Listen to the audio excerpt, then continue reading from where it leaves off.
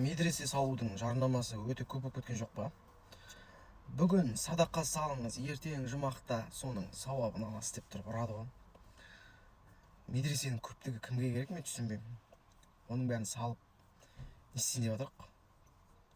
Мен өз басым, егер мен интеллектуальный школа ашам, ғалымдар шығаратын, башковит деген мықты ойланатын балалар бар ғой, яғни білім қуған, бірдеңе жасаумен айналысатын, сондайларға арналған мектеп ашам дейтін болса, мен бірінші болып жіберетінім.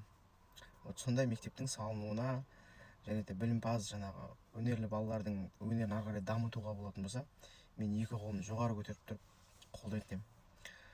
Бірақ медреселерді толтырып салып және ол жерден біз бен сізге өлесің дей беретін уағызшылар шыққаннан Қазақстанға не пайда? Шлепкамен леген шығарып жүре береміз ба?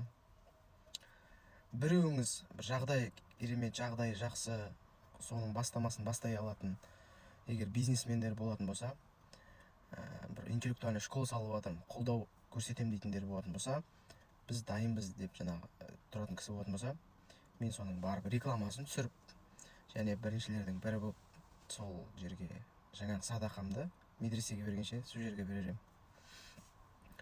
Енді былай саналы түрде ойлансаң, шынымен де уағызшылардан гөрі ғалымдардың, болашақ IT мамандарының, Қазақстанға жаңағы өздеріңіз соңғы уақытта естіген рентгеннің аппаратын шығарған қазақстандық балалар барғанда оны Германияға ма, то ли Қытайға ма сатып жүрді ғой, патент деп алып, өздеріне қазір сол жақтан шығатын болып отыр.